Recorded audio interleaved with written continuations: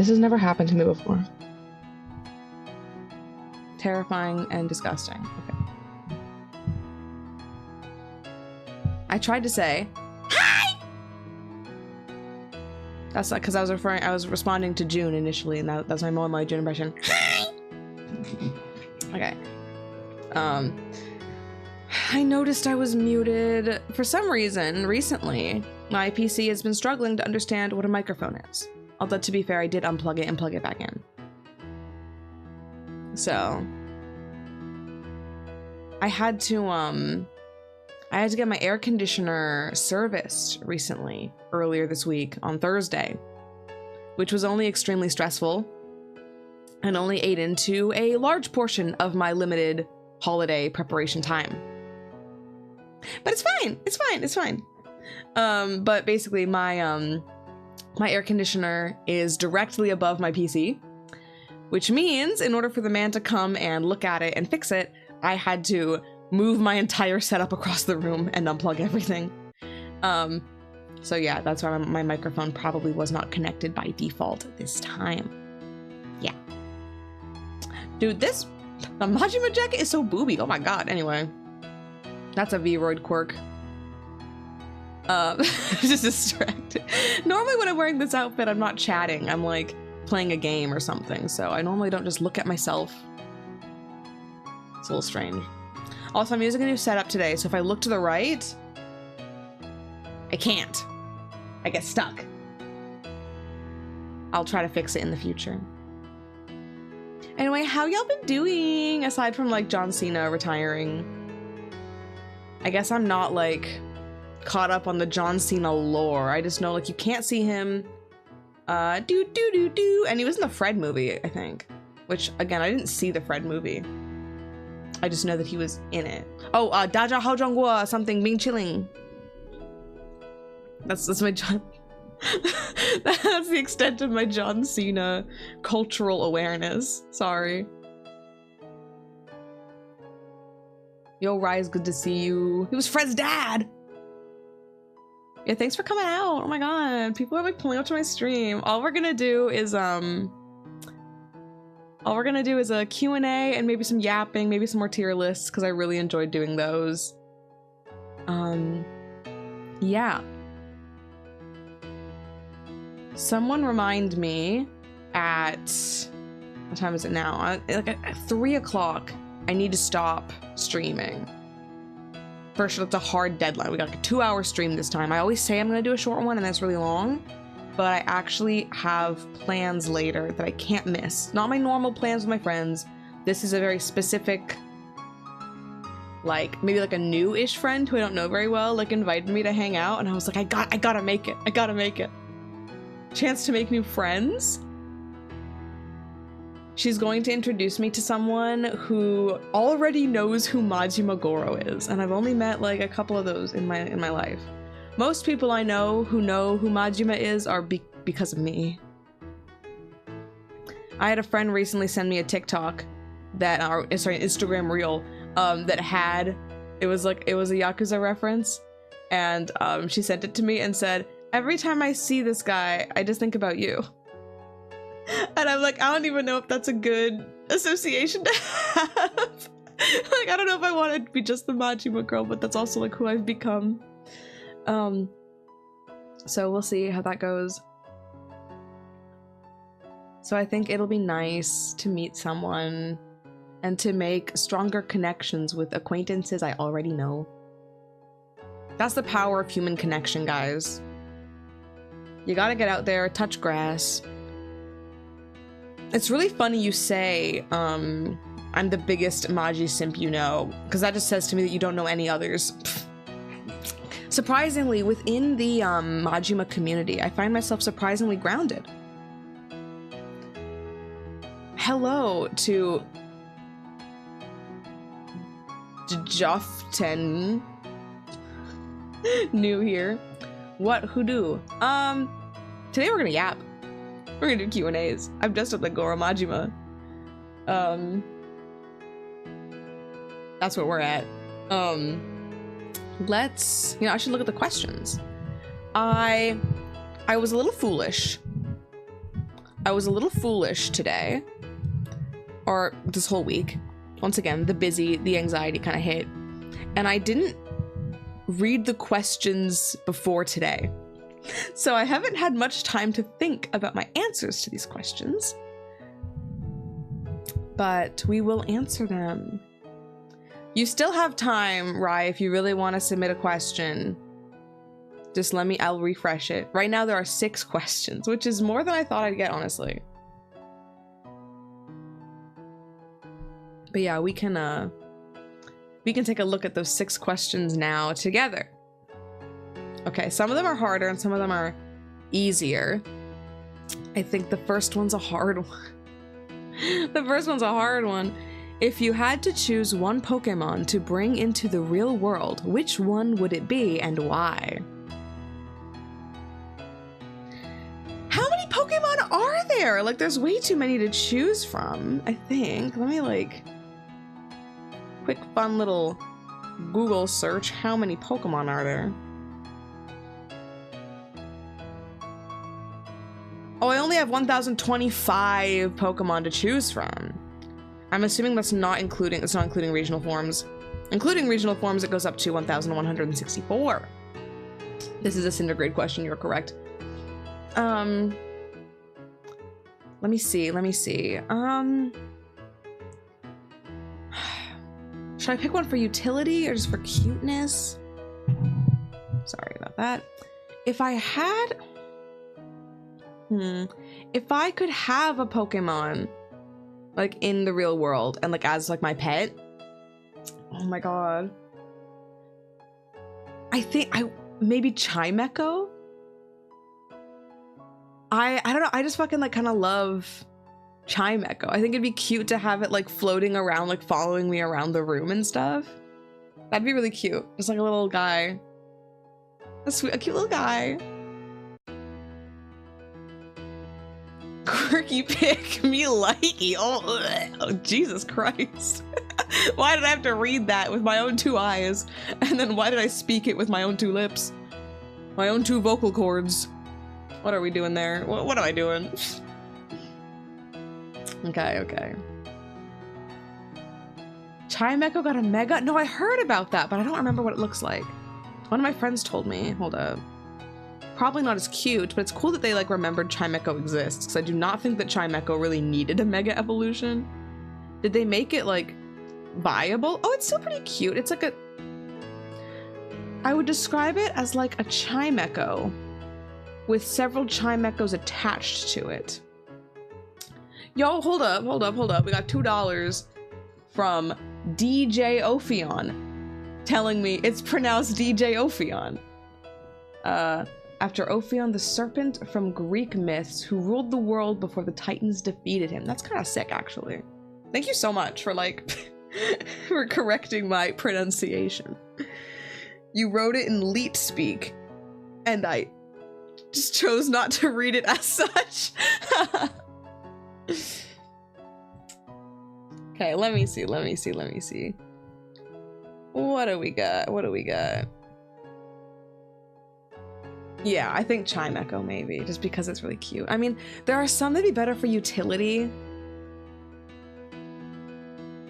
Like, I was gonna say, like, you know, if I had a Meryl or something, it could, like, spit water. It could, like, use water gun and, like, refill water glasses, and I would never, like, die of thirst. But, like, I'm still a little suspicious of where the water comes from. Like, I don't know if I would want... Like, is it spit? Is it like some kind of bile? I don't know.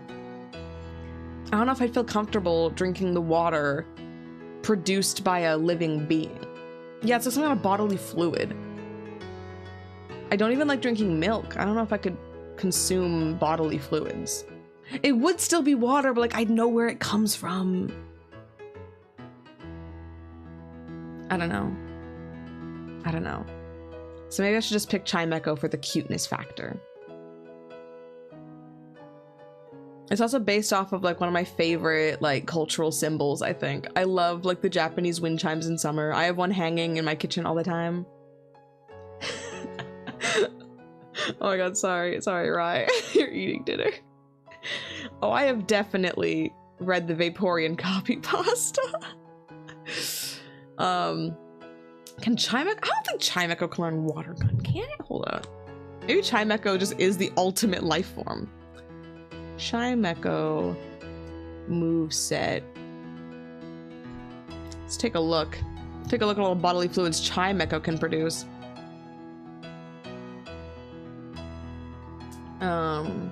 It's psychic type. It is number 151 regionally in its original game. Huge. What's the national dex number? 358. That number has no significance. Oh my god. It's like exactly, I think, 2 feet long. And it weighs like 2 pounds. It was 1 kilogram. Cute, cute. Okay, I just really like it. I surprisingly do not care at all for Chingling, but Chimecho? Chimecho was in my party when I beat Oras. Mostly because that game is a joke and you do not need strong Pokemon to win, evidently. Like, I had a Zigzagoon in my party, unevolved. Question, which Pokemon would you drink? You know, I was actually posed that question recently, and I had to drop out because I was sick, but many of my friends, well, not many, I think 2, but we were supposed to have a big thing. We were going to go to a bar where you give them a trading card and they make a drink based on that trading card. I hear, however, the drinks are very expensive. I still might go sometime. But, you know, they'll like use all the pretty colors and the sparkles and the flavors to like make it based on the energy of the trading card. So you could bring a Pokemon card and be like, get me the Chimecho drink, and they'll do it. And you know what? Maybe that's what I want, because Chimecho's beautiful, like color-wise. It's got like the reddish color, the bluish color, the little yellow accent.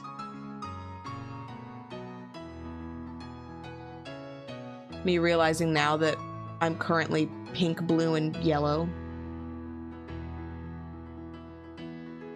Which Pokemon are you most curious about what it smells like? I don't know if I don't know if I want to answer that. I know some Pokemon canonically smell good and some Pokemon canonically smell bad. I'm trying really hard to remember a pleasant smelling one because mostly the bad smelling ones are talked about. Bronzong, what the fuck? What do you mean by that? You know what? Maybe I would want to smell a, oh my god, I'm stabbing myself with my own hair. Porygons, what's computer? You know what? Like, NES cartridges smell pretty good. Maybe Porygon smells like a game cartridge. What kind of man would be oyster quality? I wasn't even there for the oyster quality joke. Anyway, that's not related. That's not related. Don't worry about that. Don't worry about that. But anyway, I will move on. I didn't pick a smelling one. I'll pick a smelling one. What Pokemon are there? Why do you guys want to smell Pokemon? What the fuck? Oh, Shaman. I was gonna say like Flabébé or something. But Shaman might be really good. Shaman looks like it smells really good. I would buy the Shaman branded perfume. What? Have they done that? Dude, in Japan, you can get like anime character themed like scents. Some of them are suspicious. I remember a couple years ago, they came out with like the Majima scent, and I'm like, sweat and cigarettes? Who the fuck wants to smell like that? But I'm sure they just made like something generic. Roserade. That's a good idea. Yeah, sorry, Riser. We're talking about smelling Pokemon. The Ryuk one. Oh, I guess smell like apples is okay. He's literally like he's a being from a different world. Like, I wonder what that even smells like. Would he smell like something never smelled before? Interesting.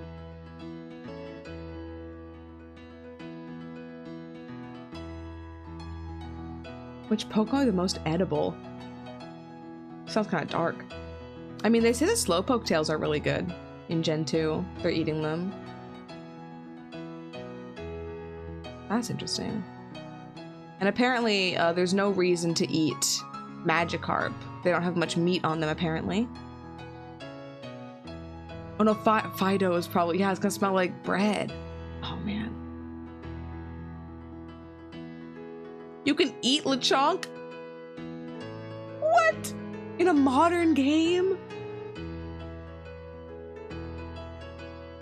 That sounds so dark. That sounds so dark. I mean, like, I expect, like, eating Slowpoke tails in, like, Gen 2, because, like, those games were a bit more dark, and it was a bad thing. You know, Team Rocket was selling them. We stopped them, I think. I didn't finish Gen 2, but I think we stopped them. Dang. The Gen 6 pastry Pokemon. Why do I not remember that one? Anyway, I'm gonna go to the next question, if that's all right with y'all. We got 7 questions, which means, I guess, Riser did actually submit one. Oh my god. What does a cotton candy bean smell? That's a good question. That's a good question. What do you guys think? Hey chat, what do you think I smell like? Oh my god. Thank you though, Anon, so much. What the hell? Girl, you did just... No, okay. In Gen 2, my most recent attempt at a Gen 2 playthrough was earlier this year. I got really into it. I was playing it like on the train and stuff. And then I beat Whitney and I was playing Voltorb Flip. And if you recall, I might have mentioned this, I think I played like 20 hours of gameplay time saved, and more than half of that was playing Voltorb Flip. And then I kind of stopped playing. So it turns out my desire for gambling and puzzles and minigames was stronger than my desire to defeat the Elite Four. What's the next gym after Whitney anyway? Like, I didn't even get to see my 2 favorite gay people, Morty and Eusine, so maybe I should get back into it. Now the next question is, what's your opinion on natto? My opinion on natto is that I don't like it. That sounds like such a generic foreigner gaijin response. I do not care for the slimy fermented beans. I tried it once, to be fair, and I tried it very early on in my living in Japan experience, where I was just kind of eating everything that was given to me in my dorm. The trouble is, the slimy is one thing, and I know, like, I don't like okra because of the slimy part, but I can eat it. Like, it's not like a deal breaker. I think what it really comes down to is, on average, I don't really like beans anyway. So I just think maybe my dislike of the texture after biting it is stronger than my distaste of the texture, just of the sliminess on the outside. So it's maybe a strange situation. But I really wish I did like it, so I could be like, oh my god, guys, I'm not like the other gaijin. Like, I actually like Japanese food. But yeah, I don't know. I'll eat some beans. Edamame, for example. Great bean. What's your favorite bean, guys? And don't say anything inappropriate. I'm reading the chat. Be nice. My favorite bean is edamame. Edamame is always worth it. Oh, my favorite leaf. Oh, fuck. Bean tier list. You know, green beans are kind of all right. Green beans are kind of all right too, I'll say.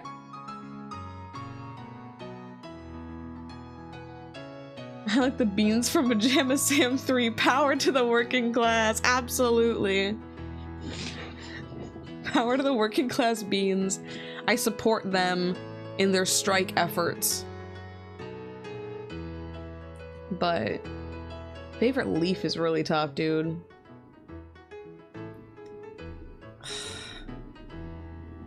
I love mint. I love shiso. I love like parsley. Huge parsley fan.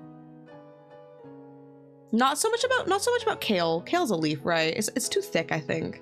It's like thick and dry. But yeah, overall, big leaf fan. If there's like a garnish on a plate, you know I'm eating it. I don't know if Dodo is still here, but Dodo said earlier, I think he was testing the limits of his PC. I just saw him, it says he's playing Peak. He really is testing the limits of his PC. I can't prove it, but I think Peak killed my PC. Peak actually killed my family. That's why I haven't played it since. Yeah, kale's kind of got that weird texture on the... Yeah, you're right. Also, sorry to Dodo for doxing what game you're playing on Steam right now, but it popped up on my screen. Favorite roots? Ginger? That's a pretty good one. What are the other roots? Like, how many... Like, you mean, like, does that include, like, root vegetables, like daikon?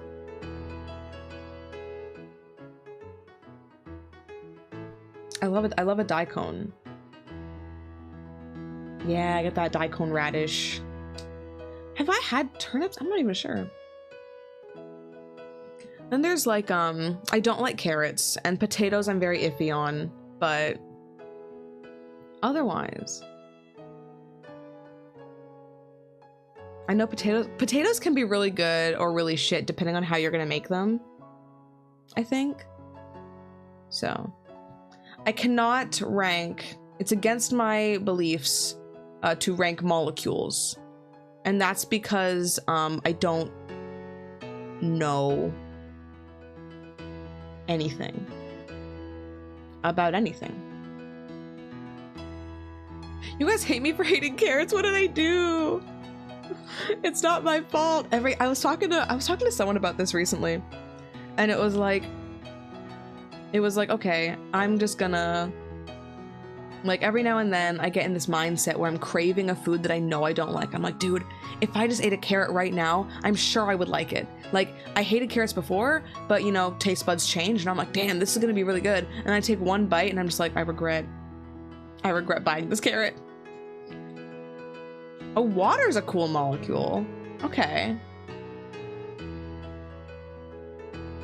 Cooliet, more like pooliet. Not like poo, but like pool. Swimming pool or billiards? That's the real question. Water tier list stream when? What's the best water, guys? I could start a war and say Aquafina. Okay, I'm going to the next one. Ooh, this is a really tough one. Favorite Yu-Gi-Oh archetype. One from the game and one from the anime. I gotta remember the Yu-Gi-Oh archetypes. Like, what decks have I played?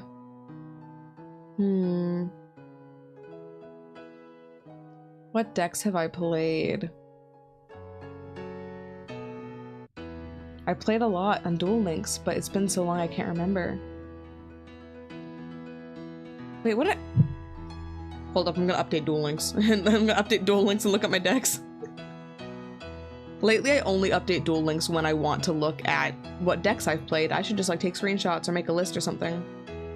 But I'm sure I'm gonna have to download an update. 210 megabyte update. While that runs, I'll answer the next question. Do you have any interesting lore for your VTuber model that you haven't mentioned before? Probably. Of course, when I made the concept of this, like this character design, it was like, there was like a lore concept behind it, because that's kind of the VTuber thing. At least it definitely used to be. Nowadays, I'm not really paying attention to lore so much. But I guess if this character was to be something unique and interesting, lore stream, write this down for the wiki. I think at one point I was considering doing a like Yu-Gi-Oh style lore where it's like it's demonic possession. Does that make sense? So it's like this character is like possessing myself while I'm streaming. Does that count as, is that a cool lore drop, guys? Have I said that before? It's so cringe. That's why I dropped it. It's so cringe. But that technically still exists. You think it's a cute concept, really? Oh my god, thanks. I have said that before. No! Lily's the lore keeper. Shit. I was cringe for no reason. What else do I got?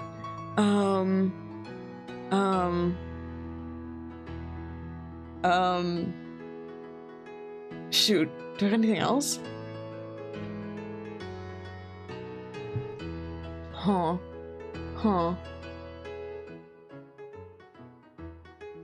I might not remember anything more. Wait. It might be in a Google Doc somewhere, but probably not at this point.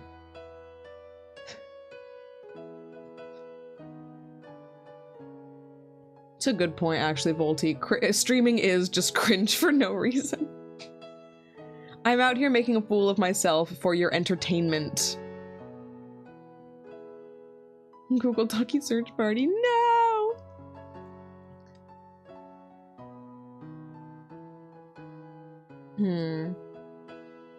I know this isn't lore either, but my entire color scheme, and I might have said this also, my entire color scheme was based on Walmart Great Value brand cotton candy ice cream. When you, dude, opening up a fresh Great Value cotton candy ice cream tub is one of the most beautiful things I've ever seen in my life.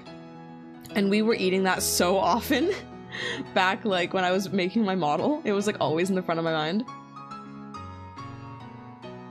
And my idea of having, like, I wanted to have like little horns this size and this shape, specifically because it reminds me of Lum from Urusei Yatsura.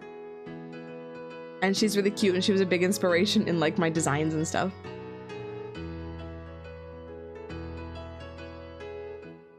Most of my outfits are designed just based on e-girl and things I see on Pinterest. This outfit, of course, is inspired by the man, the myth, the legend, Goro Majima. Who the fuck else? I'm wearing the Majima clothes today. Okay, my Duel Links updated. Returning user bonus. I got a UR ticket, guys. What should I get with my UR ticket? I got the DM World Update Celebration bonus day 2. SU ticket, okay. Over 10,000 card celebration campaign, 200 gems. You can tell I don't log on a lot. I got a bunch of old rewards. Hide for today. I still haven't done anything in the new, like, DM World stuff. The event is open. Rush Festival. Ugh, who cares? Skip. Skip. Skip. Oh wait, guys, Carly's about to give me my duelist fortune for today.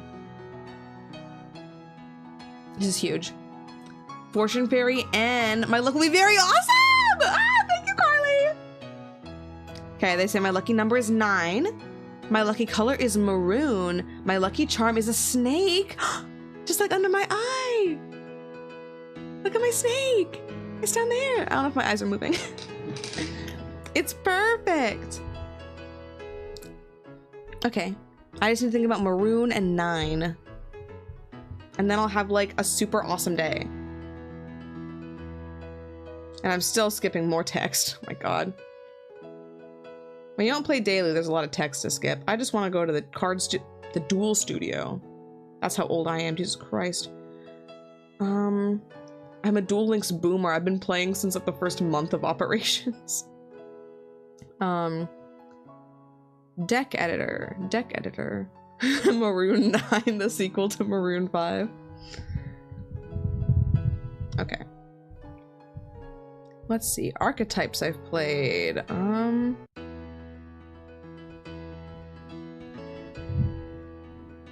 I used to play the troll deck, like Stromberg Castle and Cinderella. because Duel Links players don't read what the cards do and they'll just attack into it blindly. And that's always fun. But that's not my favorite. Like, Yami Bakura doesn't really have an archetype so much. I did play a lot of like Zork back in the day though. Gravekeepers can be fun, but I don't feel very attached to like the aesthetics to go along with it, so. Tunes are annoying and I hate them. Harpy ladies are fun, but who cares? Oh, Gem Knights. Oh, you know what? Maybe Crystal Beasts. Wait. Crystal Beasts is the perfect amount of like, you have gemstones and you have like a gimmick. I love a gimmick. Fuck. You get a gimmick, you get other things. Oh, I played my Dolce for a while. But I never like got all the good cards because Duel Links didn't have them, so I'm not sure if the whole thing is good. But no Crystal Beasts. Galaxy Eyes is fun.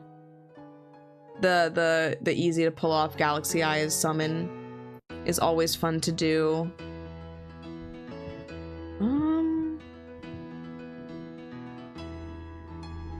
I tried to do Arcana Force once because again, we love a gimmick. We love the tarot aesthetics.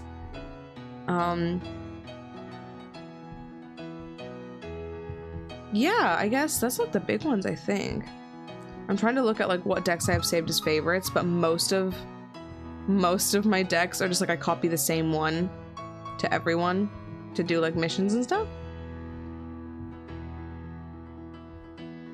So yeah, I guess from what I've played, those are some of the big ones.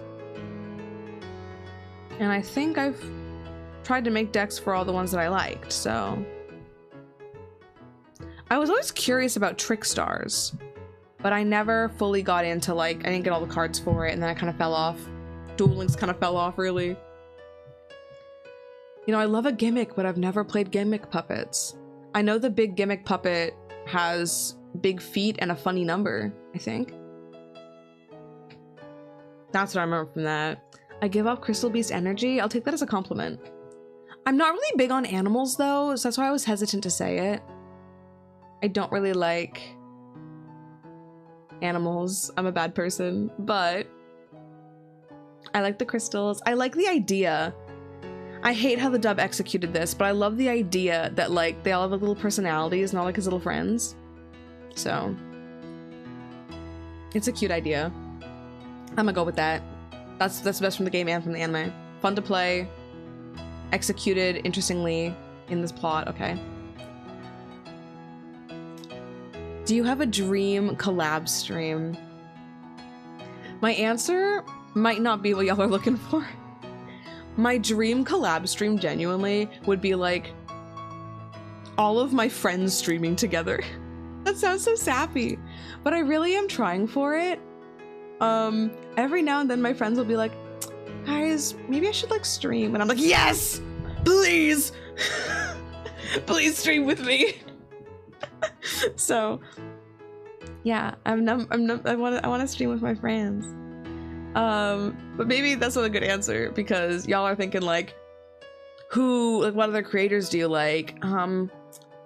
I don't watch a lot of streamers, but when I do watch streamers, I think two of my favorites have got to be K-san and K9 Kuro. I almost forgot his name and called him something else. I really love like I take a lot of inspiration from them. I've been taking inspiration from K9 Kuro since like I debuted. I think they're really cool people and their streams are interesting and, you know, not taking anything too seriously, but like seeing success in being more authentic. I've actually never seen a Queso stream, actually. He's my favorite Vocaloid, or Utaloid, but I've never actually seen his stream. If we're talking about non-streamers, I guess I would explode if I could do any kind of work with, like, of course, my favorite creators, and I'm just getting out. Dude, if I could do anything with Scott the Woz, I think I would die.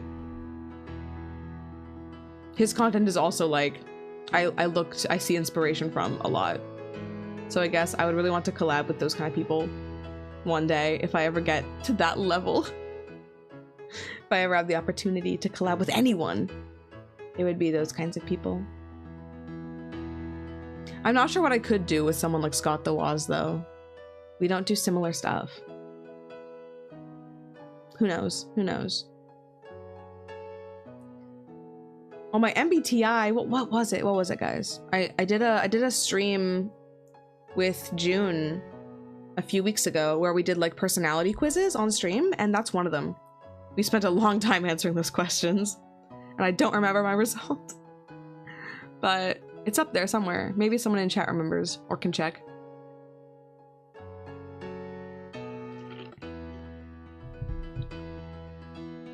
INFP might be right.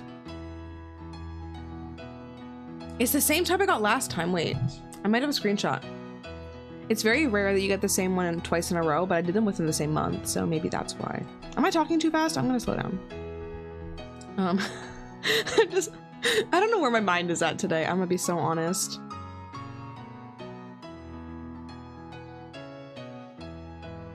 I've been so busy the last few days. My brain is in the mode where I just have to like keep going and don't slow down, but maybe I should slow down a little bit.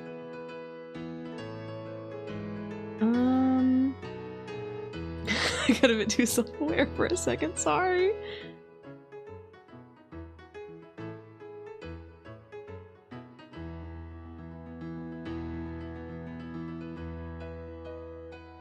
It is INFP. INFPT.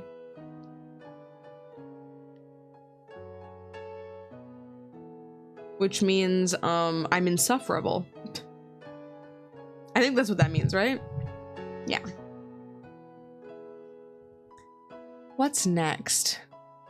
Ooh, we got some behind the scenes lore here on this next question. INFP's nuts. You missed the chance at INFPT's nuts, but okay, it's fine. I will let you INFP this. The space. Okay. ENTPs are the insufferable ones. Okay, okay. Yeah, Volty, the T stands for turbulent. So, that means I'm not okay. That means I'm not okay. Yeah, between peas, nuts, and penis, you kind of got the whole package. Anyway, the next question reads, between you and June, who got the idea of being a VTuber first?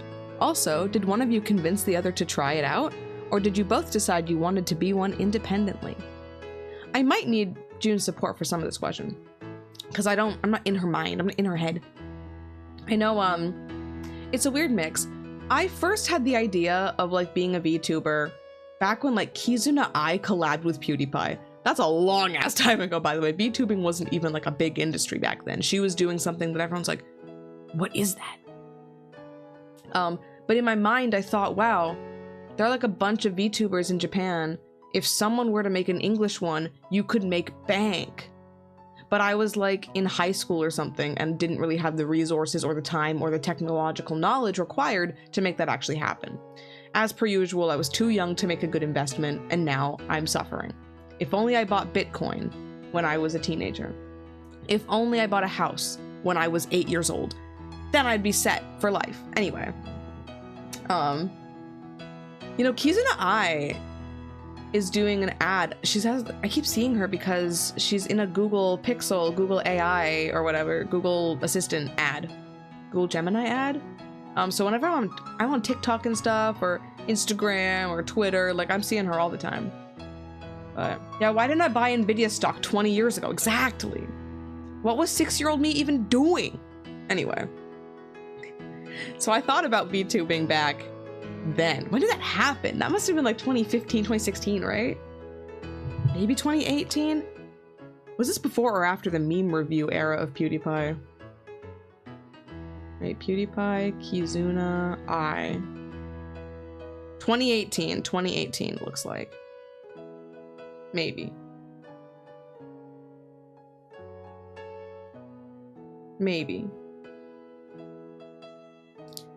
So that's when I first had the idea of doing it, thinking it'd be very profitable, but being unable to do it myself for reasons such as I was 18 at the time and it was more difficult back then too, because she was doing all her stuff like with VR chat maybe, or maybe she was even doing full body tracking. So, you know, that wasn't really an option for me. And then I kind of didn't think about it for a while. Then my sister, June, we're talking about June, what I refer to her as my sister. She's in the room and she was in the question. Then June was like watching a lot of VTubers and stuff.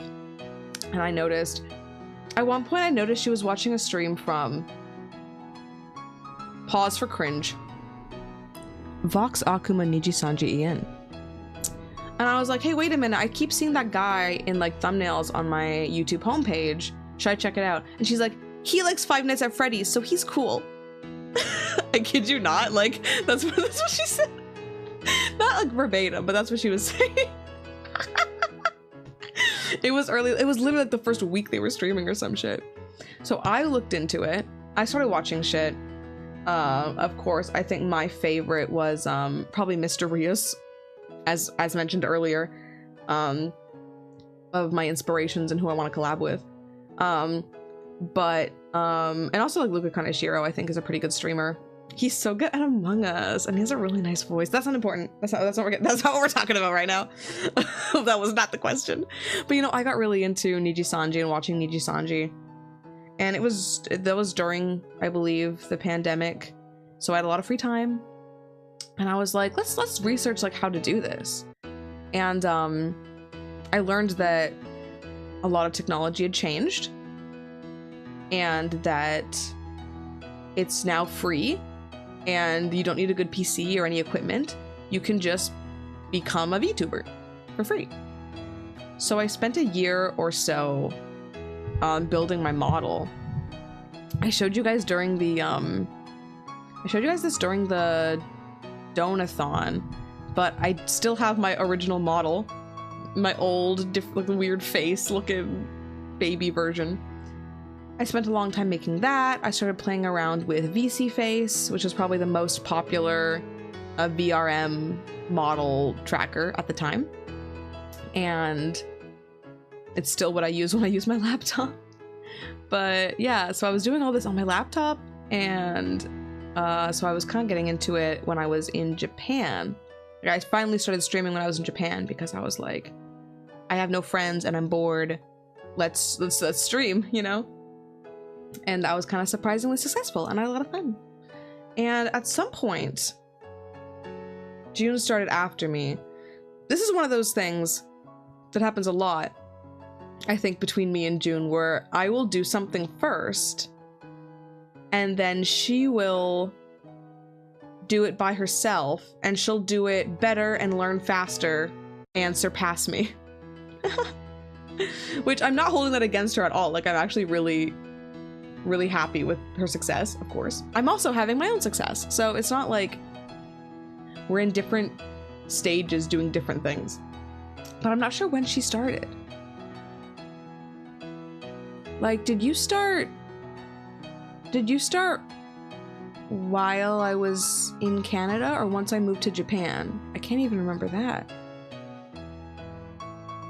Because you made an appearance on my channel and you had a model, right? For the Luigi's Mansion stream? So maybe you started before that even. I debuted like the same, I think I debuted the day after Niji Sanji Iluna debuted for timeline reasons. I still think they're the new babies of Niji Sanji because I haven't watched anything since. And I think that was in 2022, July 22nd? I think is my anniversary. My tracking is not good today. I gotta move my camera at some point.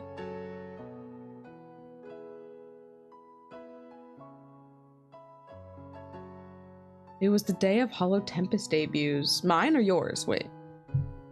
I'm actually just going on my phone and look up Moi Moi June and not make a typo, else it will think I'm looking for Mormon.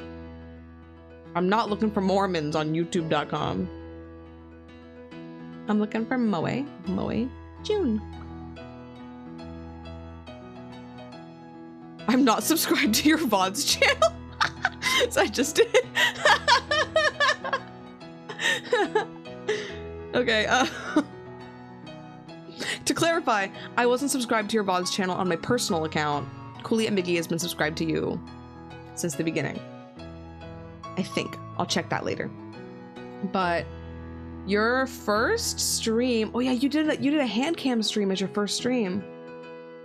You opened a box of Yu-Gi-Oh cards. Then you streamed Portal. Then we did more Yu-Gi-Oh unboxings together. Okay, whoa, that's so cute. Okay. Yeah, okay. August 9th. So you started like less than a month after me? Dang. I thought there was more time in between that. But I can't take credit for the idea of you streaming because you obviously knew more about streaming because you watched more streamers. But I did do it first, so. And I'm sure I encouraged you in some capacity.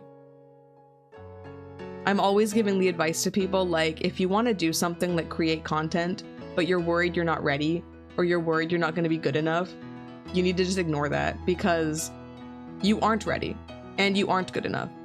But everyone starts out that way, and the only way you will improve is if you actually do it.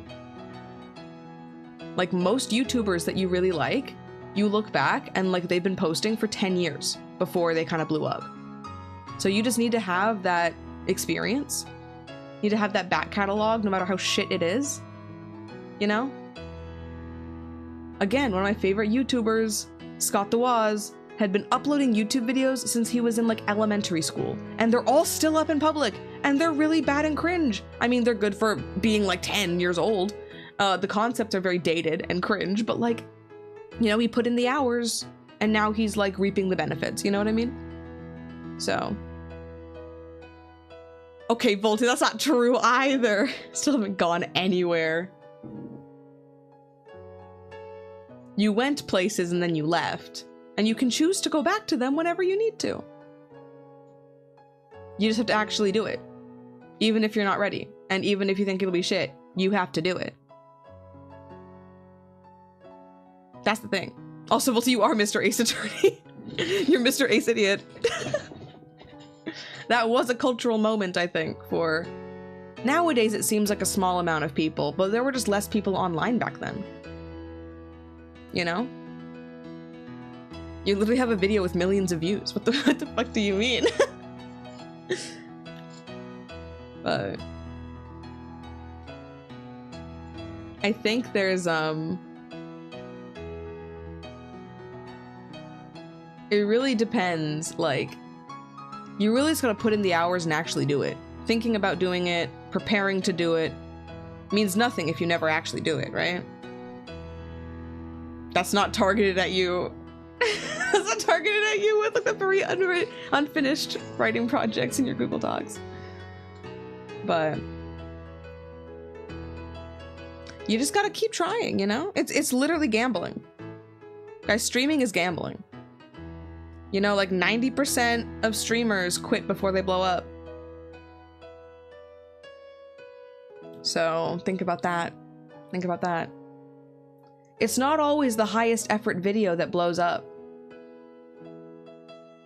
So even if you think, wow, this is shit, it could be your foot in the door, you know? As long as you actually just get out and do it. That's why for a solid like 2 years of streaming, I forced myself to, I made a schedule.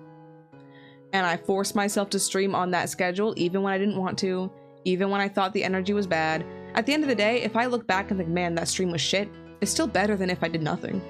Worst case scenario, I unlist it, delete it, private it. But really, the worst thing that could happen is that I take up a few more gigabytes in YouTube servers, and is that really a bad thing? Lesson of the night, kids. Get into gambling. Exactly. I can't stop winning. That got really deep. I mean, it was a deep question, actually. That's a really good question. I like that idea. Okay, there's one There's one more question on the list. Let me refresh it actually to make sure this is the last one. Yep, 7 responses. I answered that one, that one, that one, that one, that one. Here we go. Oh, okay. They all reordered themselves. Okay. How many of your work friends know you stream? How many have you indicted into the cult of Goro Majima? Okay. There's a few parts. There's at least a 2-part question there. First one, how do we define work friends?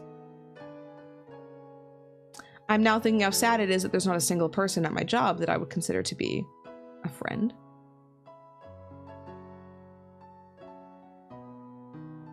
However, I have made many friends through my job of people who have a similar career but don't work with me, aka other English teachers in Tokyo. Most of my friends are English teachers in Tokyo, but we all work at different schools and stuff like that. But how many of them know I stream? I don't hide it. It's in my Discord profile. It's... Apparently Discord even says when you're live. Like, I've had friends message me. It's like, oh, what's this purple thing? Oh, it means you're live streaming. I didn't know Discord knew that. But it knows that. I've talked about it. Of course, I've encouraged them to try if they want to. Every now and then, some of my friends pop into my chat. I try not to indicate exactly who they are because I don't know where their comfort levels lie with stuff like that. But I do recognize some names. Some IRL friends in my chat. Moi Moi June. I see you. I see you, Moi Moi June, in my chat all the time. You might know she's my IRL friend because she's my sister and we just talked about it. What else is there? Like, I think it'd be okay. Oh my god. Is that Dobot? Yeah, I think I knew Dobot a while ago. Haven't seen you in over a year, but you are real. You're an IRL friend. I've known you for too long. Then there's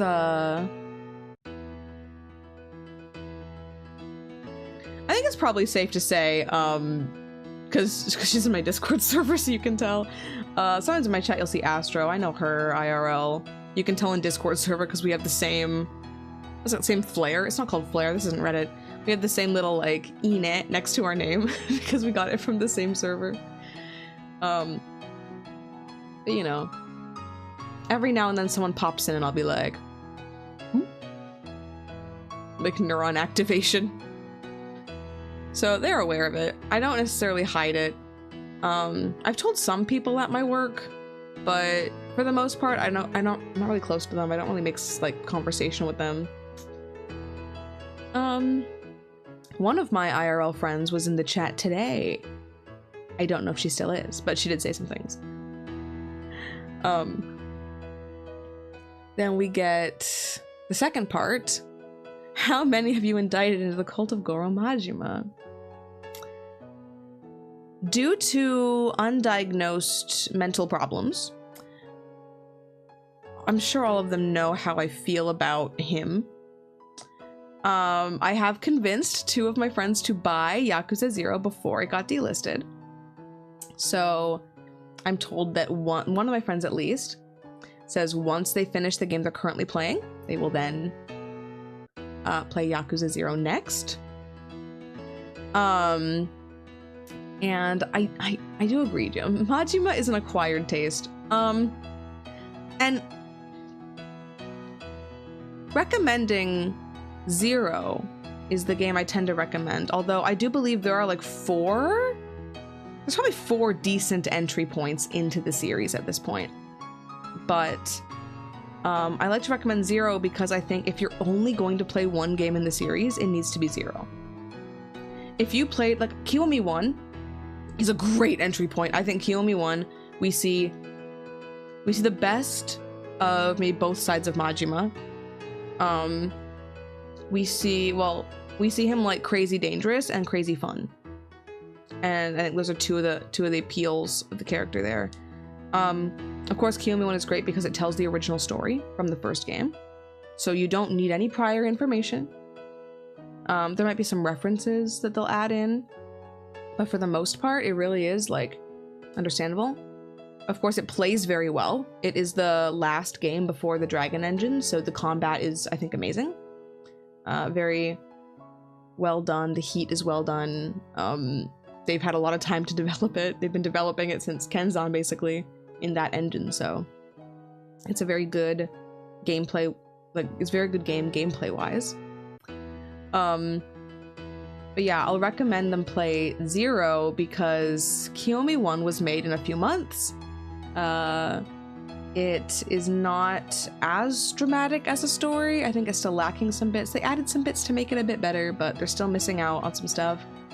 The animations look like shit because they took animation data from a PlayStation 2 game and put it on PlayStation 4 grade character models, and their faces all look a little over-exaggerated, I'll say. You can tell which scene was made for Kiwami and which scene was made for the original based on the animation alone. Very easily. But yeah, so some people are gonna play that game. Majima is the most normal in 0, that is true. I did not care for him in Yakuza 0. Maybe because he was too normal. You know?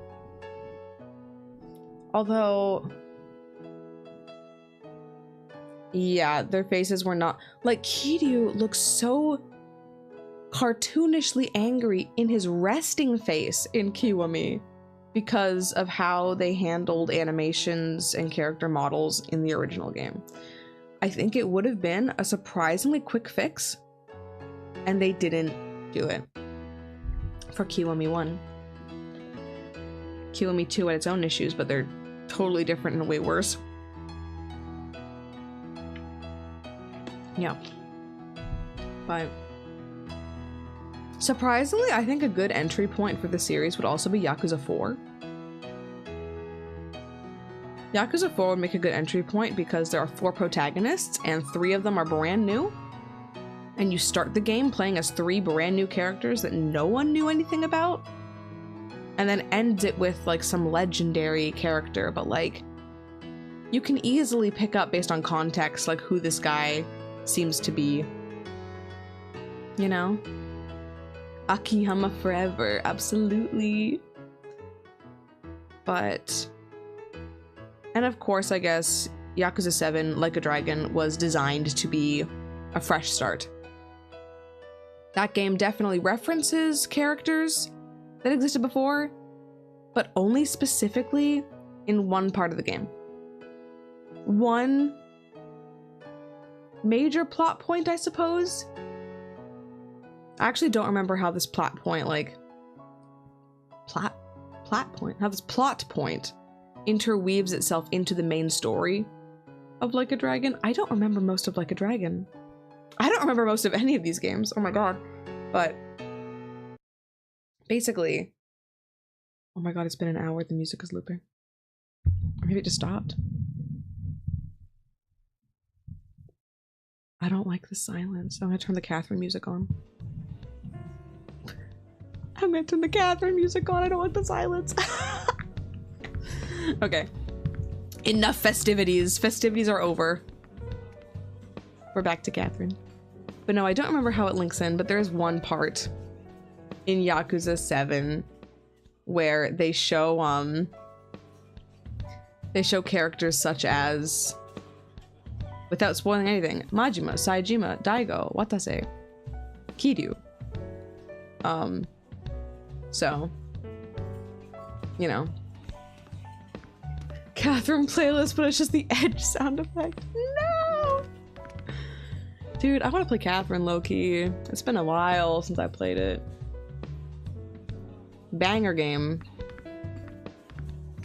Genuinely, Catherine and Yakuza 0 might be like tied for my favorite video game at this point in my life. But Catherine is my favorite Persona game. And I'll stand by that. I've done a full playthrough of Catherine full body on stream, but it was so long ago. It was so long ago. I wanted to buy Catherine Classic. My tongue did a thing. I wanted to buy Catherine Classic on Steam the other day, but it is not available in Japan. And my Steam region is in fact Japan. So I'm stuck playing only full body, which is fine. Full body's fine. I think that sometimes, and this goes the same for Yakuza 0 Director's Cut, surprisingly, sometimes adding to the story subtracts from the story. Think about that. That was like some deep wisdom I just dropped on you guys. Sometimes adding to the story subtracts from the story.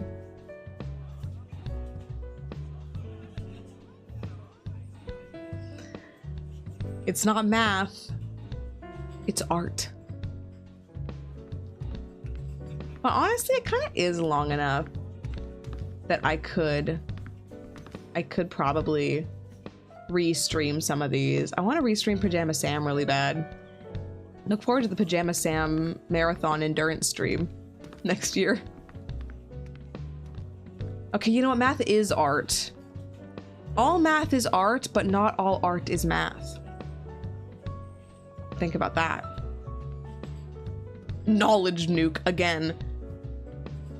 You know, I actually own Catherine for PlayStation 3, digitally and physically. I've bought Catherine 3 times. I got the full body pre-order deluxe set that came with a little plush of Sheep Vincent. Oh, I gotta get that. Dude, bring that when you... Tori, bring that. June, bring that. Fuck. Please. Please, I want my little Catherine Vincent. But I think, like... I can see... Whoa. Bolty is discovering here art and math's intersectionality. But no, so I got the Catherine box set like that. I have the Catherine PS3 special edition that came in a like little pizza box, stray sheet pizza box. It's so cute. And it came with I have the t-shirt that says empty with the hearts that like that Catherine wears when she's like staying over at Vincent's. And I also have Vincent's boxers that he wears in the nightmares. All that came. That was a really cool special edition. What did I get from the PS4 one? A steel book. Dude, I hate. Sorry that I keep like making vomiting noises today. I should stop. Yeah. So I'm looking over there because that's like where my stuff is.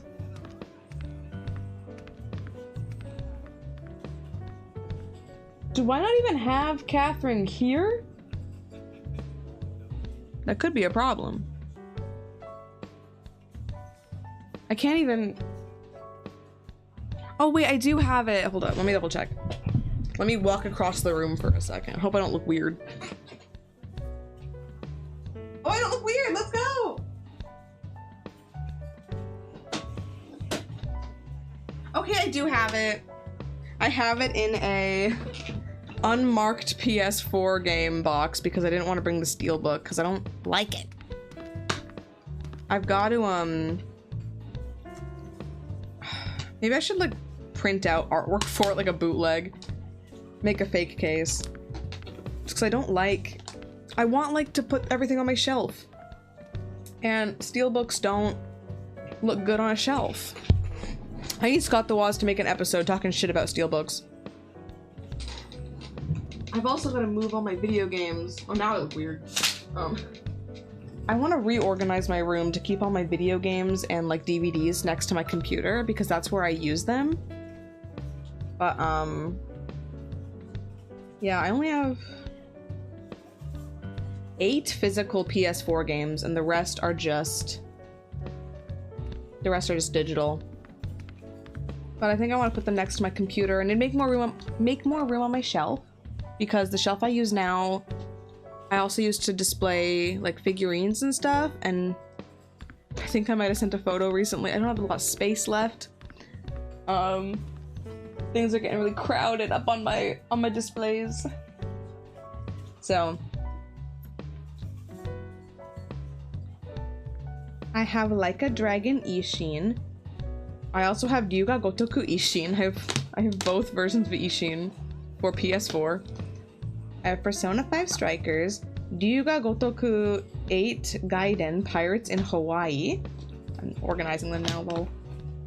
I have Yakuza 0. I have Yakuza Like a Dragon. I have Marvel Spider-Man. And I have Catherine Full Body. All my cool games.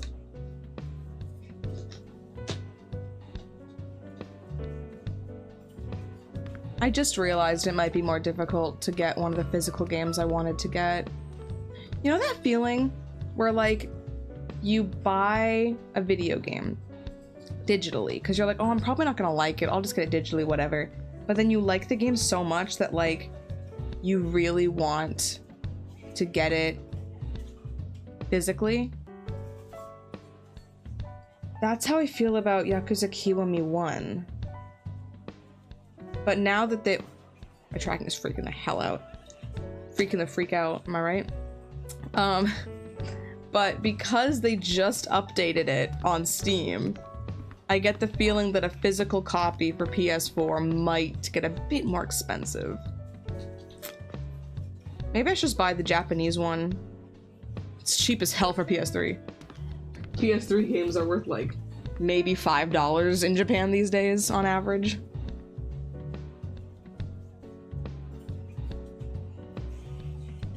Yeah, what do you mean by it? What do you mean by it? Tell me. Just realized my chat says top chat and not live chat. Disgusting. I mean, Duke Nukem Forever Collector's Edition with Duke Nukem Bust. Okay. Fair enough, fair enough. You want Duke Nukem's to bust? Sorry, that was too obvious. I was gonna skip it. I was gonna avoid it, but it was just... I could not resist the temptation of making a joke about Duke Nukem bust. I couldn't stop myself.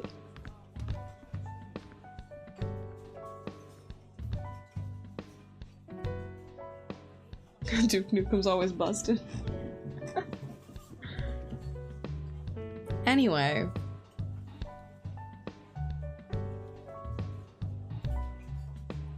I wonder, should I do it? No, I shouldn't. Should I do it? No, I shouldn't.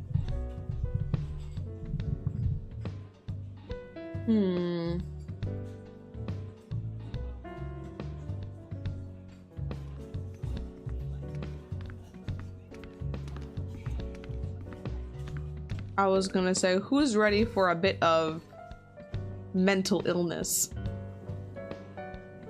First off, if you weren't ready for a bit of mental illness, what are you doing on my stream? Like, you knew what you were getting into, right? Second, I low-key want to do some tier lists. Oh, where did I put my board of wood? Need to get my hard wood.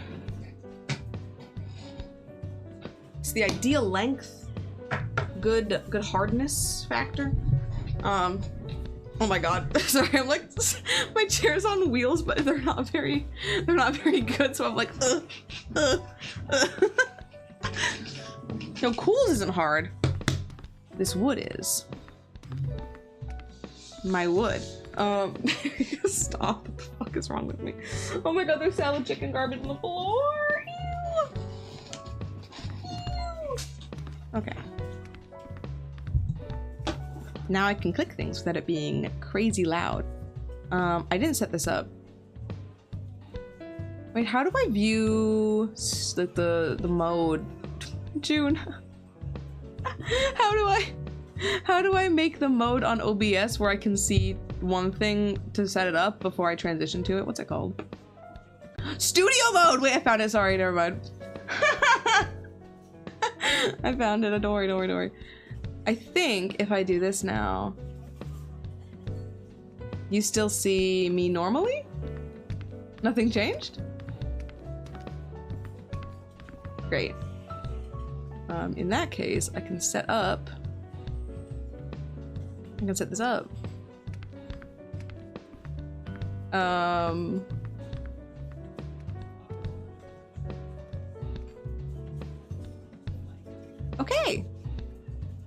Okay.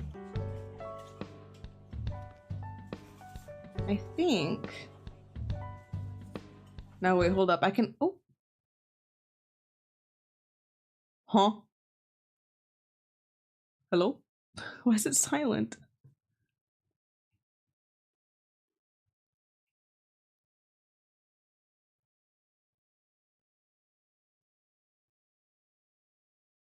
Why is it silent? What happened?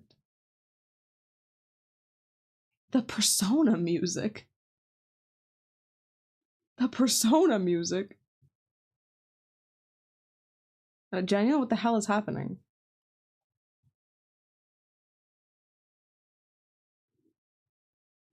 I'm trying to make the music work, but it's not even showing up.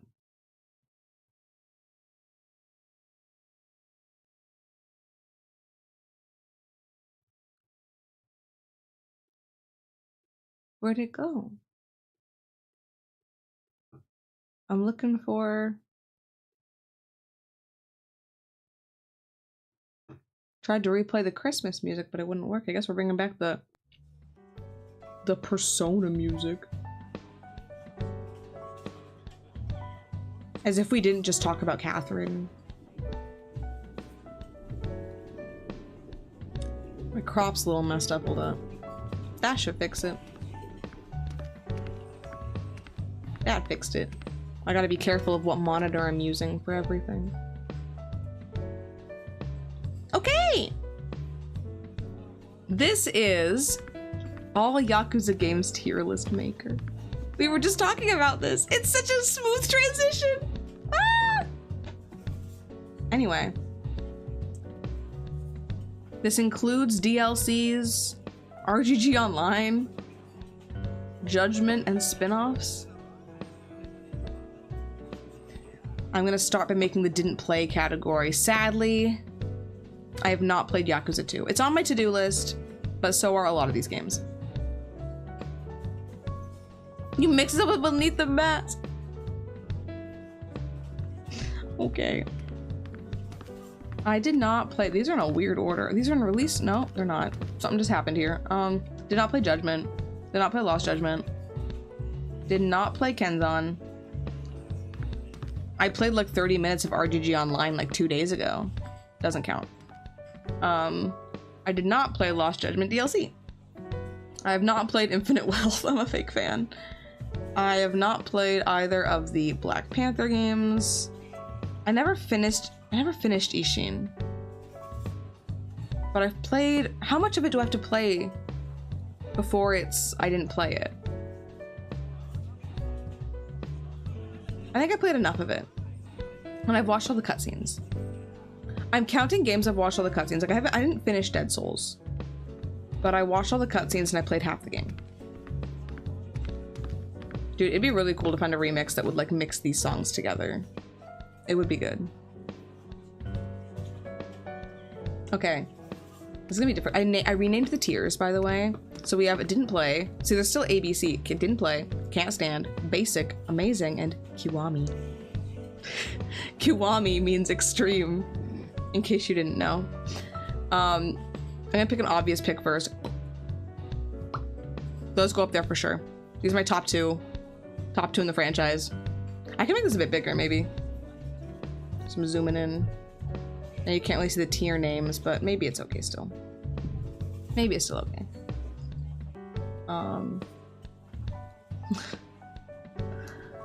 Let me see. Some of these games I only played once, or most of them I've only played once, or haven't played in a long time. Like, okay, this game, Yakuza 1 is tough. It's...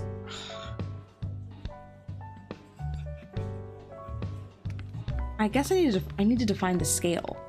I need to define the scale. Yakuza 1 is an amazing game. Especially for what it was. It's not like an amazing game. It's not like a AAA game. When you compare it to other games that came out the same year, it looks like shit. But it had a great atmosphere. Great vibes. You bring up the dub. I forgot about the dub. The dub has equal good points and equal bad points. So I think the dub kind of doesn't change its position for me. The dub is fucking hilarious. The dub is fucking hilarious. Like, y'all have got to see. Y'all have got to see.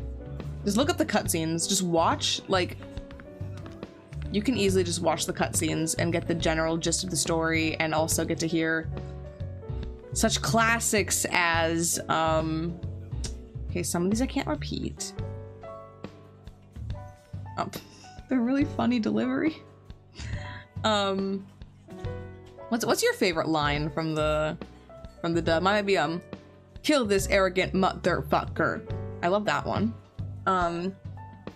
I also love when the guy said, I suggest you blow me.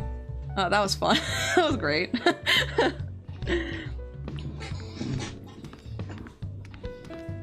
I love when he's like, I bet you're from the Shimano family. You know, banger lines. Or when Shimano said, shut the fuck up. Basically, the gist of the dub is that they just say fuck every single line. Somehow. It's magical. It's magical.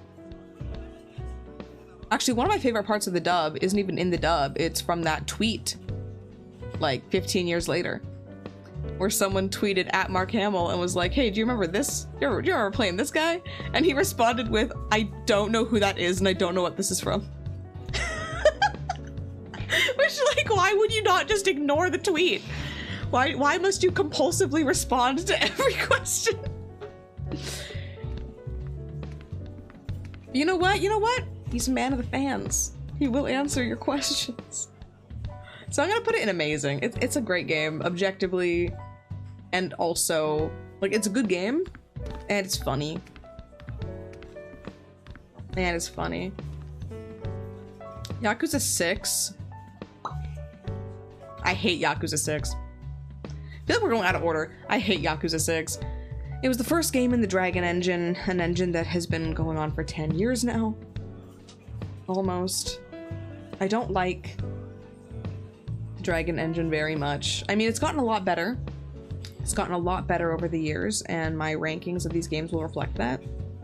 But, yeah.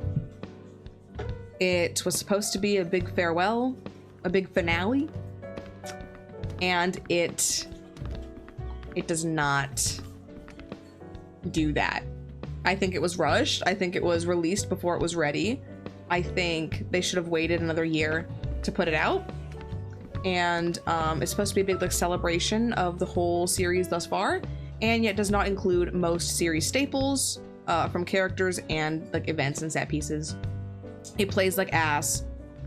It runs poorly, and the gameplay just feels bad.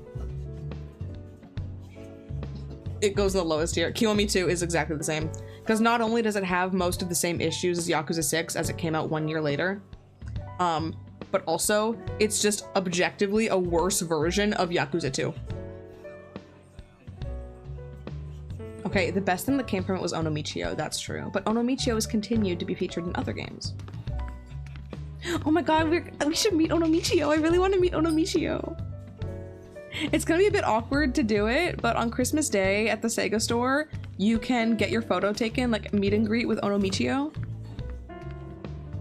And I really want to go. I really want to go. I really want to go. But yeah. Anyway, I love Onomichio. I have a sticker of him on my laptop. He says, "Oh no." Okay.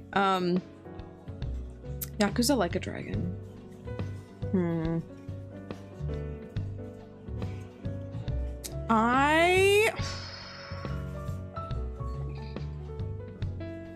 I want a tier between B and C. I'll put it in B for now. It might move.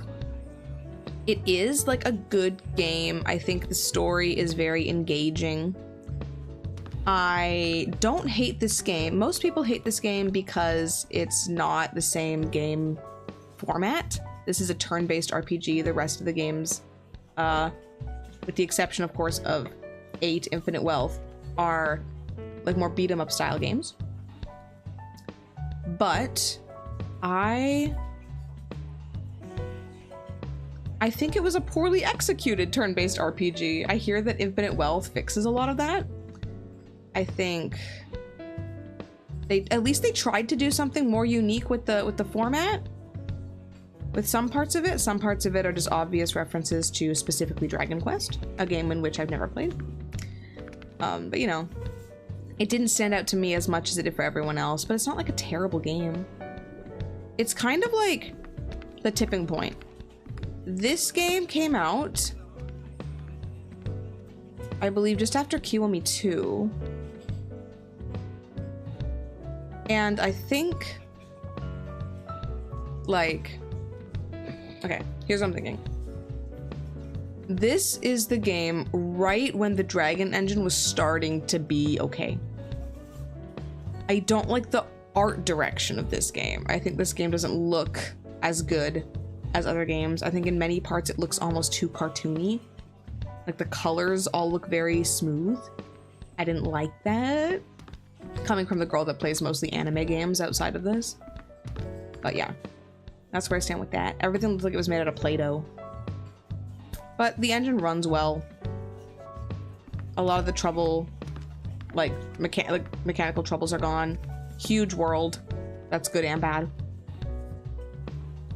The next one is Ishin. This is specifically the remake. Again, I don't hate it. It's basic. I think the original Ishin is better. I'll score that now. The original Ishin is A. This one changed the characters, and so it doesn't have the same implications as what the characters played in this. In this, they used characters from old games to represent new characters, like the same actors, and they kind of like wrote the characters to have references to personalities and events of the characters that they were based on. This one changed all the actors and didn't change like the story to match. So it's not really the same. Oh my god, hi Elephant! Hello Team SW, which country are you from? I'm from Canada. I live in Japan.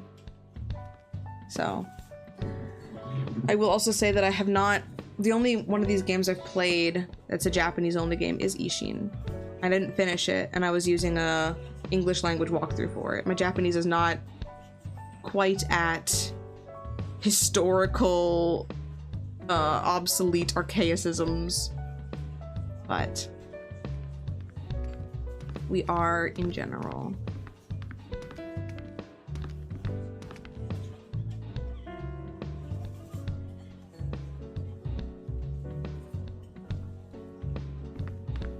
Okay. Okay, I don't live in Canada. Thank God.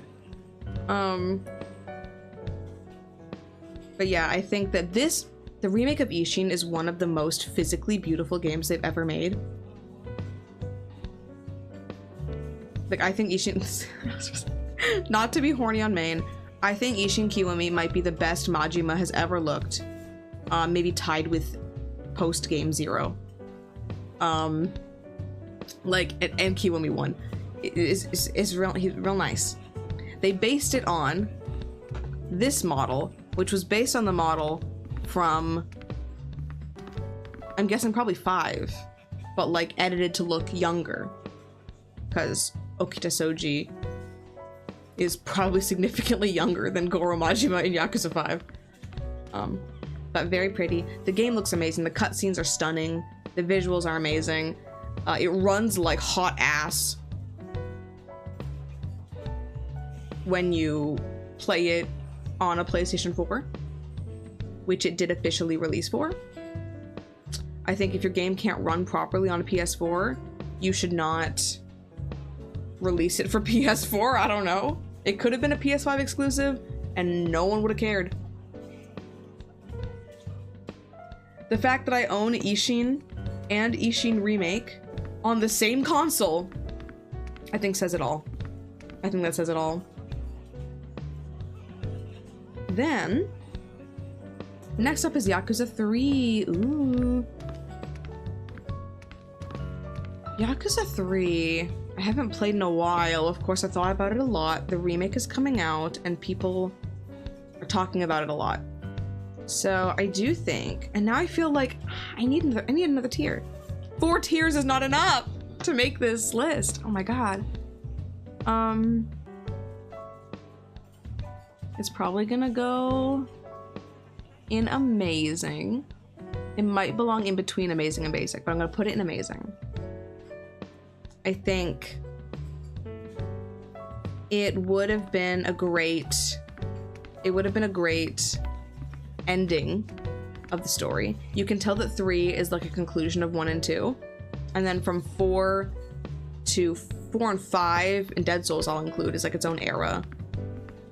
And then like 6 is kind of its own island. And then from Like a Dragon to now is like its own thing. Let's see, hold up. I'm gonna catch up on chat. Only seen the memes of these games. I thought 5 seconds looking into this. Dude, this game franchise is crazy and deep, and I was last night literally just watching like funny moments compilations on YouTube because they're just fucking funny. They're fucking funny. Which game you play? Basically all of them. Basically all of them. Except for the ones I put here in the didn't play category. I just realized that the OG 3, 4, and 5 are listed separately as the remasters of 3, 4, and 5. And the 1 and 2, who is getting that? Who's getting that deep on it? Like, there are differences, of course. There are changes. I don't think they're that deep. I will admit, I guess I didn't play the original versions of these. I played them on PS4. I didn't play that. I did play Streets of Kamurocho. We'll get into that in a second. Skate and Yakuza 2... Sorry, Skate and Yakuza are 2 of the games I never thought would be compared to timeline. Yeah, you know what? I'd not associate those two in my mind. I also never played Skate though, so maybe that's what I'm missing out on.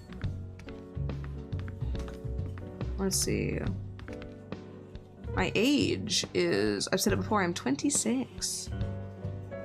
That's why I'm always called old on my stream.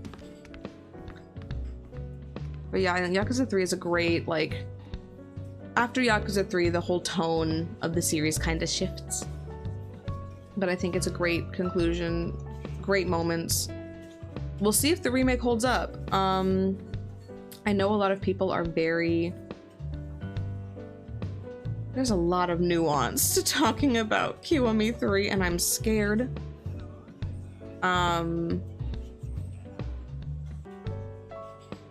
I might...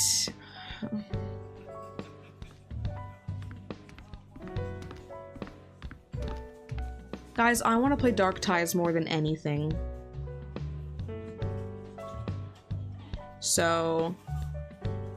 I hope you don't mind that I will be playing Dark Ties on stream. And I will be modding the shit out of Kiwami 3 when possible. I wish I could buy one and not the other, but they literally... When they first announced it, everyone's like, hell yeah, they're bundling it, we're saving money, and now I'm like... I wish I could boycott Kiwami 3 but still play Dark Ties. But... Well, let's see. Going to Yakuza 4? Amazing. Banger game. I love Akiyama. Actually, I have not played Yakuza 4 in a hot minute. I'm thinking about it now. I love Akiyama! I don't care about Tanimura. I actively dislike Saejima, and Kiryu is Kiryu. What was the plot again? I always forget. Oh, I liked the Majima parts of 4 as well. We got like his whole like lore. This Yakuza 4 was our first attempt to give Majima lore. Okay, why are you just spamming "you live in Japan"? That's a fact. I said it before and it's still true. You don't gotta keep reminding me. But then, so Yakuza 4 is still amazing. It's still better probably than how I feel about Like a Dragon. So Yakuza 5. So I feel like suddenly Yakuza 5 has become controversial. Like back when, okay, this is like my second This is like my second time being super into, like, my second round of hyperfixation. When I first played these games, it was back in like 2021, 2022. I don't remember all of a sudden. I just checked this the other day. Every time I'm like, when did I start playing these games? I like check my PlayStation trophies to find out when I got that trophy. Because in Yakuza 0, you get a trophy just for making it through the opening cutscenes. It's called Nostalgic for the 80s, and it's when you first start walking down Tenkaichi Street, you get a trophy. So I always check the date that I got that trophy, and I think it was like near midnight or something. Like 9 p.m. or something. But yeah, there's like a hyperfixation cycle, yeah. Yeah, so this is my second time. The first Yakuza hyperfixation was one of my longest. Because like I played every game, well, every game that really was available and mainstream at the time. I didn't play Judgment. I didn't play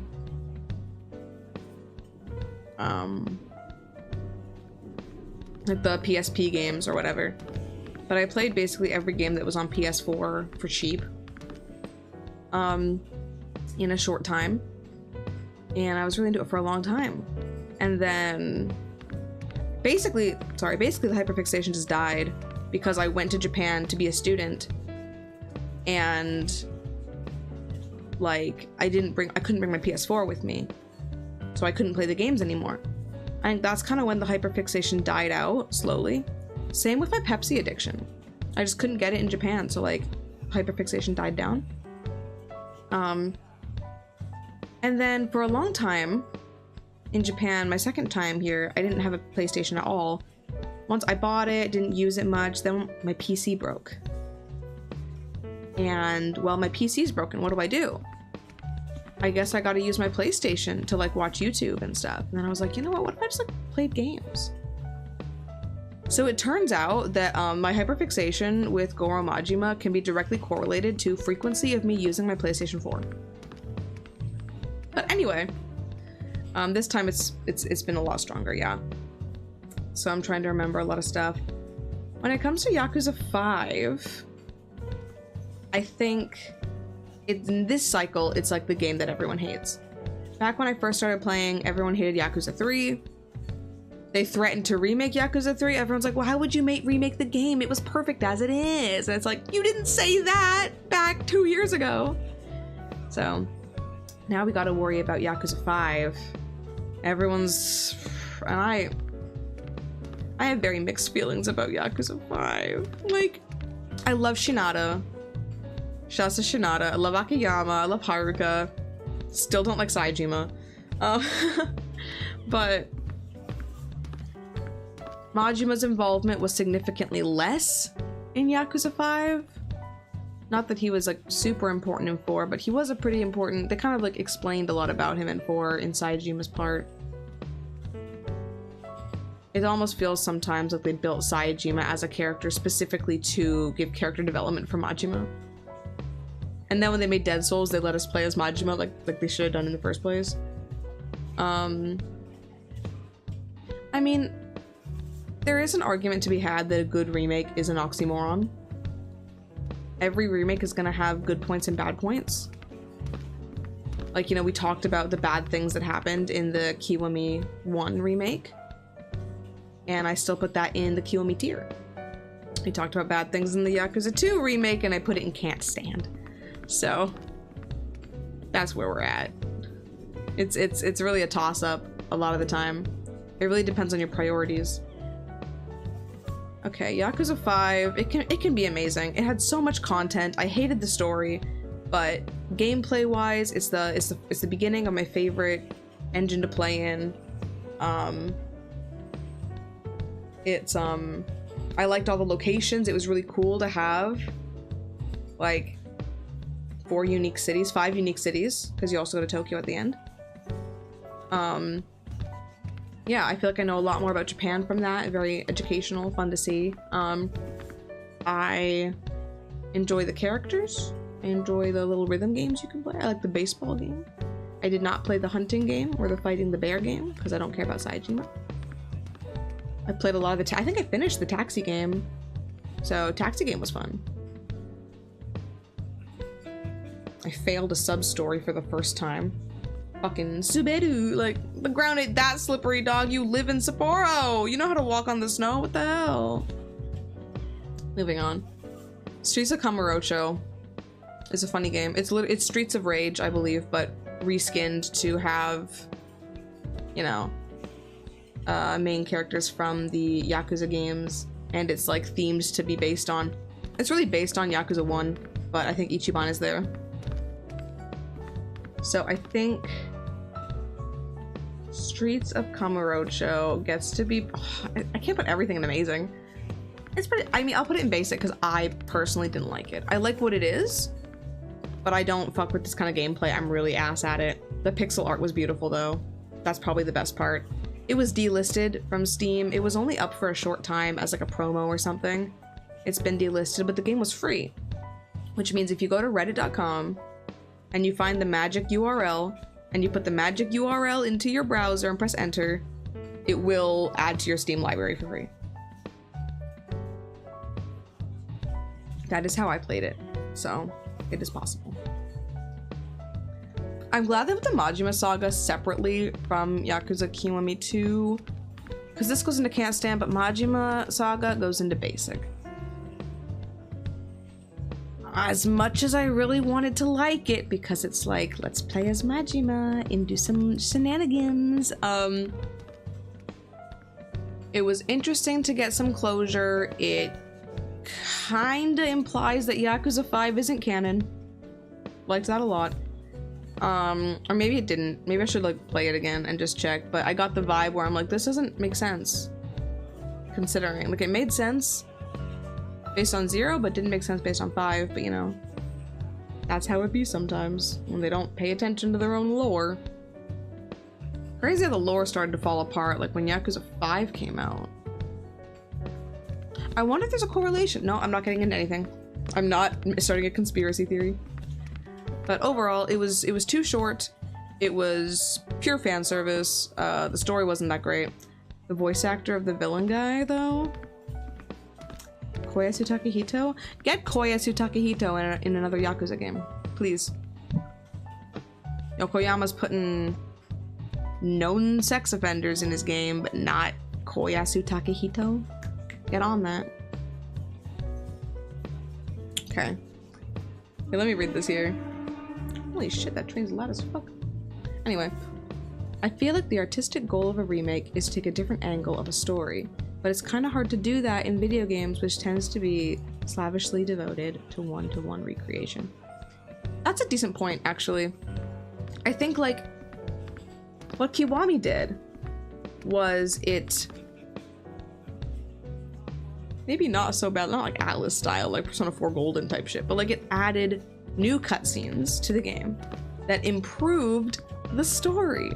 It gave us more backstory. It gave us more,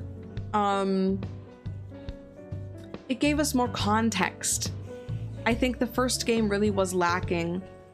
The one place it was lacking was probably the development of the main antagonist. I think that we don't know a lot about the main antagonist. We just know, oh, it's Kiryu's like childhood friend, and now he's evil. Like, they didn't really go into a lot about like what happened to make him this way, or like why. Like it's implied, of course, and there's some hints at it, and they talk about it briefly, but to see like his perspective in little flashbacks, I think really did add something to the story. I think it's weird how they drip fed it to us at the end of every chapter, but as they got it out there. So that's an improvement on the original story. Yakuza Kiwami 2 is just green and plays like shit because it's early Dragon Engine. And there's one other thing I'm worried about. It changed some of the original designed characters and replaced them with real actors that kind of took away from the vibe of the story. There's a guy in the game who was originally designed to be like some young, like cool, like sleek guy. You know, like he's meant to be like very calculating. He's meant to represent everything wrong with the modern Yakuza today. This is a huge trope in Yakuza themed media, where it's like, you know, the real Yakuza are like the OG ones, the tough ones. They're like, they beat people up and they don't take anyone's shit. But like the new Yakuza, these young guys just want money.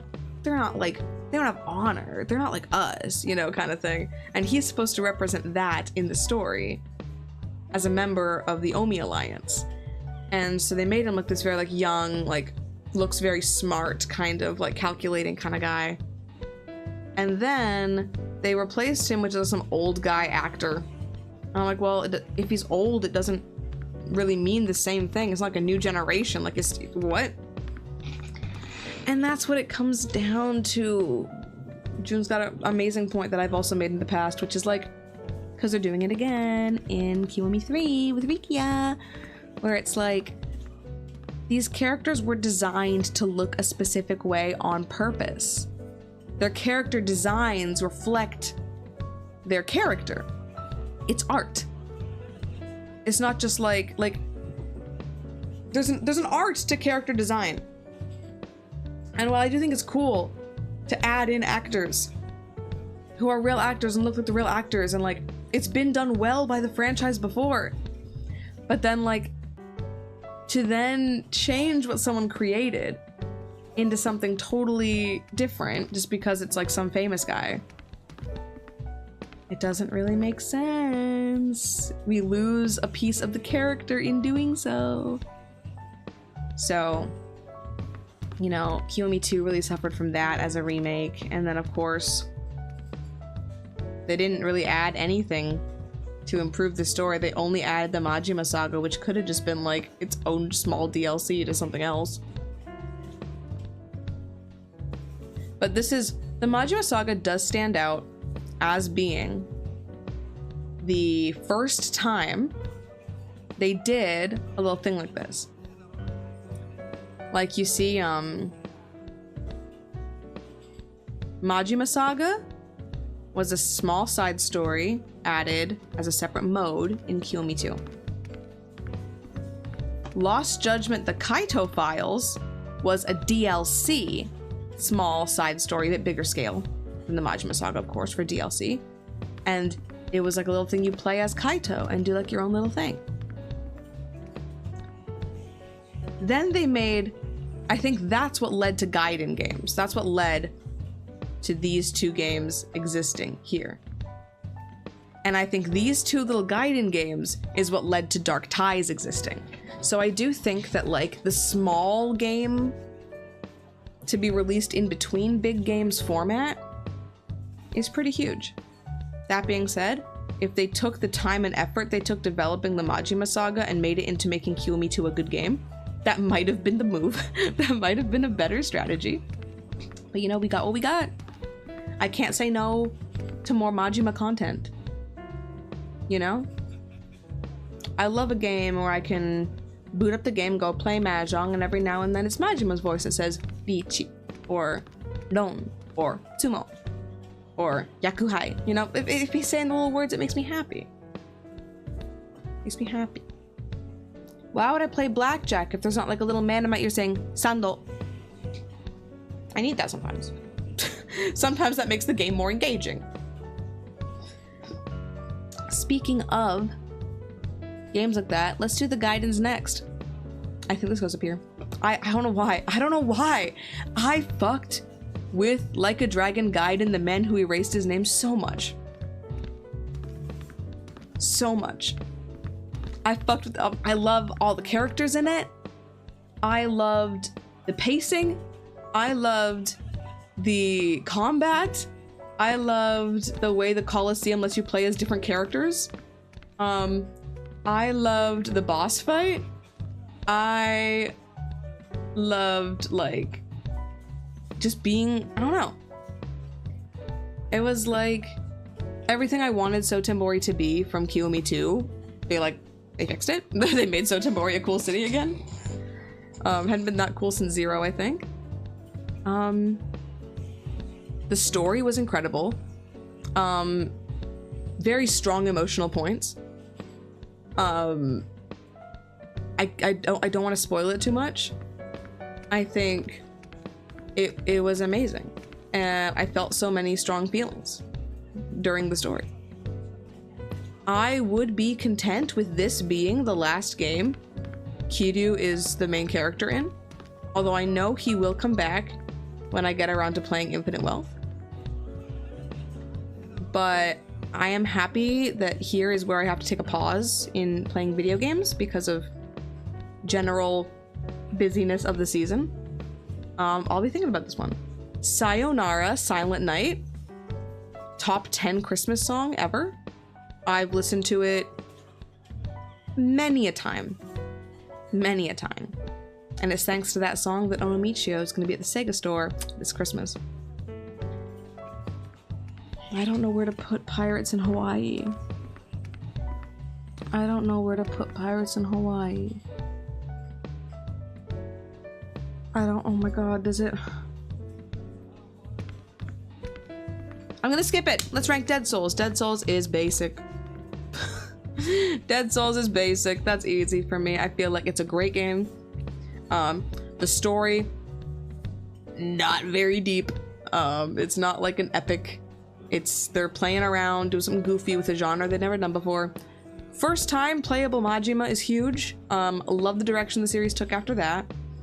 I think Majima's characterization is very interesting to see where he's at that time. I think I love how they made a zombie shooter, but maintained the regular slice of life and mini game parts of it.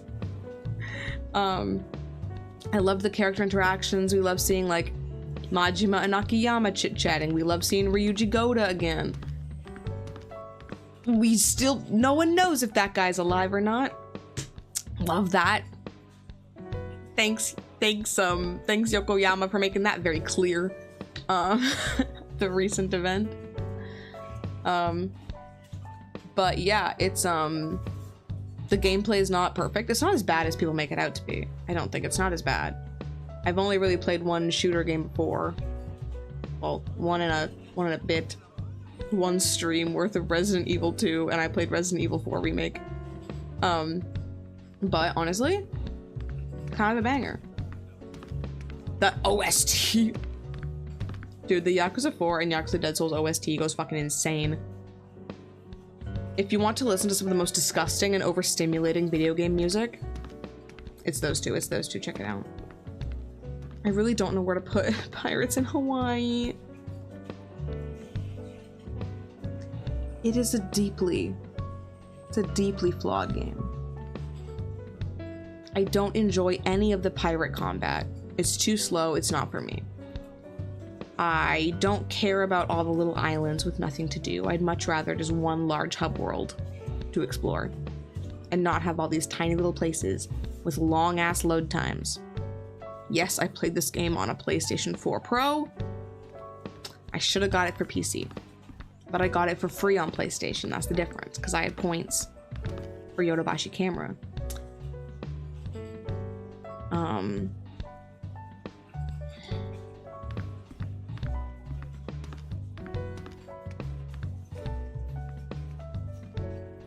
It's not perfect. It's not. But you get to dress up Majima, and you get to run around, and you fight as Majima, and you do sub-stories, and you're Majima, and it had some good moments in the story, I think. But the story itself, I've read better fan fictions. That's really what I'm fighting, isn't it? How are all the flaws counterbalanced compared to your deep sickness over Koro Majima? Fuck! The game did what it set out to do, okay? The game was like, it's gonna be silly, goofy, not take itself seriously, it's gratuitous fan service. It did that amazingly. But can it hold up against Zero, Kiwami 1, and the man who erased his name? Yep, it can. Boop. There we go. Final list. Here we go.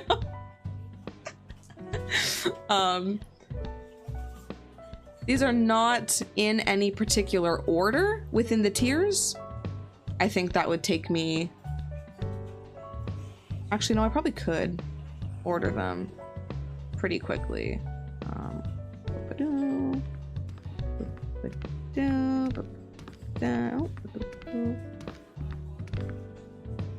Maybe something like that for that tier. This can stay the same. These I didn't play. Can't rank how much I didn't play it. Well, actually, I can. I played the demo for this. I played Kiwami too. That's almost the same. Saw a few cutscenes for this. I got some spoilers for this one. That's more than seeing a couple cutscenes. Got some spoilers for that one. I played like 20 minutes of this one the other day. It's probably more than seeing cutscenes. I watched a video review of these two. And I played the remasters of this, which is even more than playing the remake. Okay. I played half of this game. Here we go.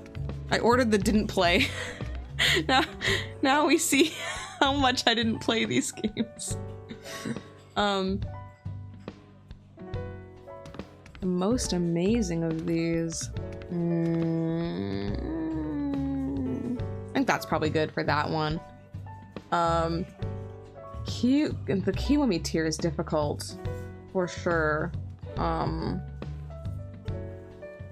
You know, it's really sad. I'm not sure where to put Kiwami 1 because, again, all the flaws in the game. This game, amazing, solid. 10 out of 10, probably. This one, we talked about its flaws, but it had Majima everywhere.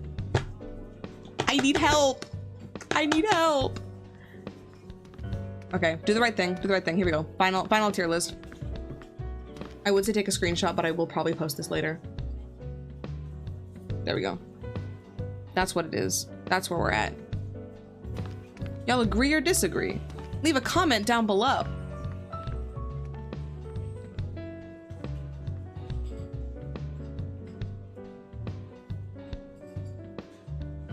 But yeah. I think I'm happy with this tier list. Wait, hold up.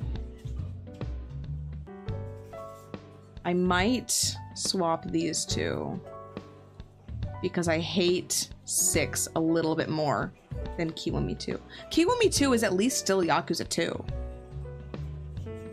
which makes it better than 6. Okay. Okay, there we go. There we go. Volty disagrees. Interesting. Play all the games and let me know. No, feel like most of these games were ranked with sound mind. Really? Why, thank you. And surprisingly, Amazing and Basic did balance itself out.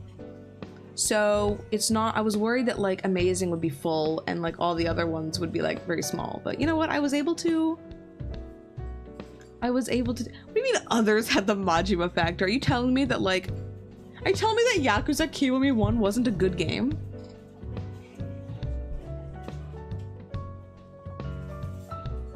I was about to say like, oh my god, go watch my stream of Yakuza Kiwami 1, but actually don't. I think it's really old. It probably does not hold up. It's probably got a terrible bitrate and weird overlays and just shit quality.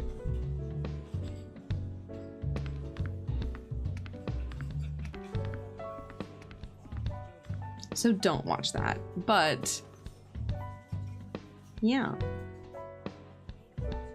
Yeah. You're literally dressed like him. I think your opinions is swayed by the little rat man. Okay. Okay. You told me the other night how awful chapter 2 of Pirates was. Half of chapter 2 was on my stream. Like 4 to 5 hour stream, and I played half of chapter 2. I think the game would be much improved if they just made chapter 2 into 2 chapters. Just add 1 more chapter to the game. It really wouldn't be that difficult. But, and like,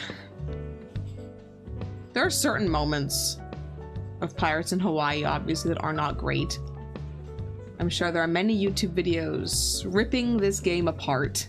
It was very controversial. But I think anyone who hates it so much is just missing the point. Maybe it's because I was in Japan. I was at Tokyo Game Show, like for when they announced it. I went to Tokyo Game Show last year. And so I saw like all the promotional materials they were doing over here in Japan. They were kind of leaning into it.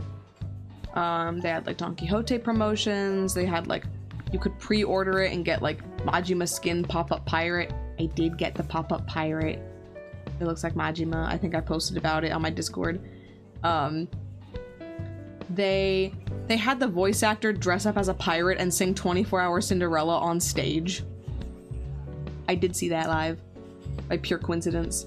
I saw it by accident. Right place at the right time, I suppose. I think the goal was never for this to be a serious game. The goal was for this to be, ha ha ha, Majima, but now he's a pirate.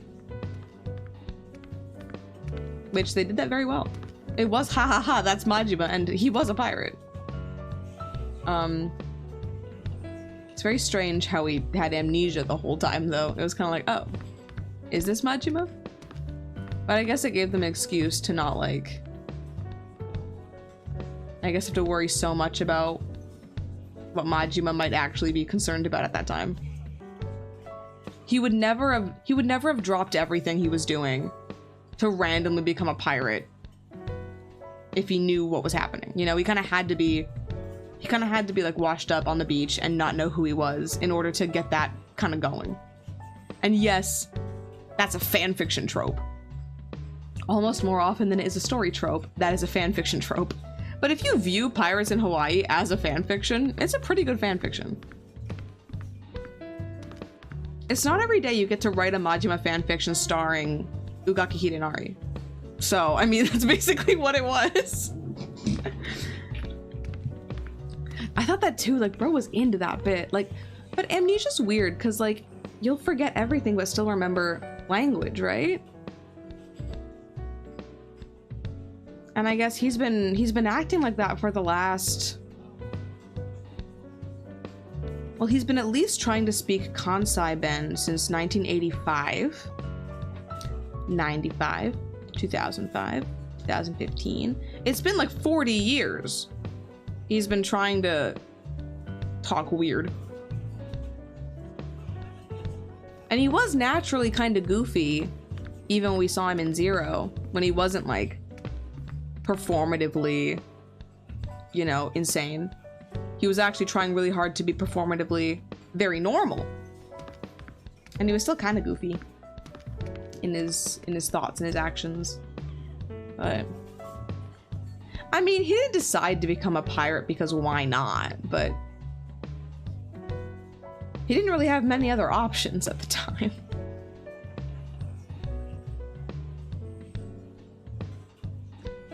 I mean, that is the story hook of the game, is Majima washes up on the beach, he's almost dead, some random kid finds him, Noah, and he's like, I'll, you know, give you some water and make sure you don't die or whatever. And then somehow Majima can magically, I guess, speak English? Are we supposed to imagine they're speaking English the whole time? Because this kid's American. And doesn't speak Japanese. They did mention it briefly in the story. He said something like, we found a way to get past the language barrier. And I'm like, that of all things broke my immersion. Not that he got amnesia and became a pirate. My immersion was broken at, there's no way in hell this Japanese guy can learn English in like 5 minutes. The amnesia gave him English powers. Like, I don't know. It really is like just everything magically works out for the sake of the story. And my favorite part is that they keep saying Dead Souls isn't canon, but Pirates in Hawaii is canon. And they even explained that it was canon in the game. They went so far as to in-game, in a cutscene, explain that this is all canon. Because, okay, if you've seen the trailer of the game, you will have seen that, like, it starts out with Majima, like, sitting down and telling you a story to you, the audience, right? So at the end of it cuts to that every now and then at the end of the game, you see it's like him in a studio. They rented studio space for him to like tell this story so dramatically in front of a camera. And then like Kasuga's there, Kasuga Ichiban's there, and he's like, bro, there ain't no way all that happened, like you're crazy, like that's you're making this shit up, it's factually untrue. He's like, what do you mean? And then like, it felt like a movie cliche, you know, like in Christmas movies, they're like, Santa's not real, and they're like, oh yeah, and then like Santa walks in. Like, it was literally like, none of that happened. And he's like, what do you mean none of that happened? I'm literally telling you it's true. And then Noah walks in, he's like, oh look, it's Noah. Like, Noah appeared, like he's real, I promise. I was like, it was so fucking goofy. And oh, I just remember the worst part. Wait, so he does explain, like, no, all this really happened, and look, here's Noah to prove it. Kasuga is like unsure, but like he's like, no, like it really happened, and like, and Jason's here, and it's like everyone's here, right? My favorite part of the game is actually at the end, like right when the credits, I think it's when the credits start. I shit you not. Every character from the story, including the ones who died, including the antagonists, have a choreographed dance sequence. I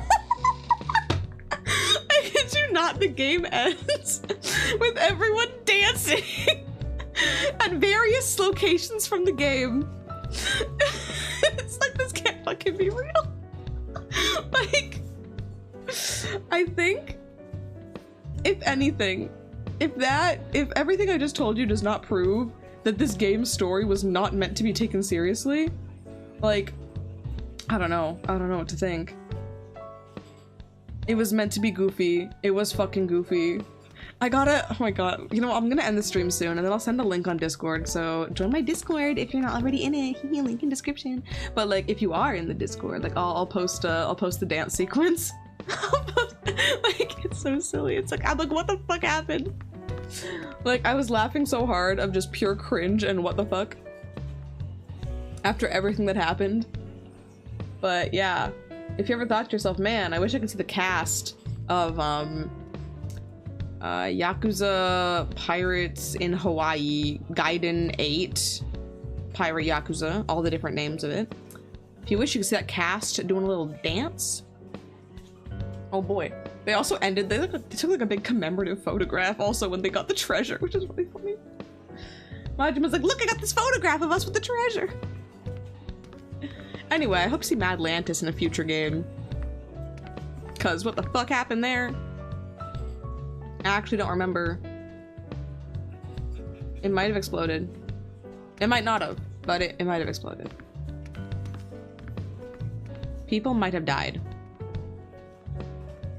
I think Majima might have inadvertently killed a guy in that game, which you can't really do in Yakuza games these days.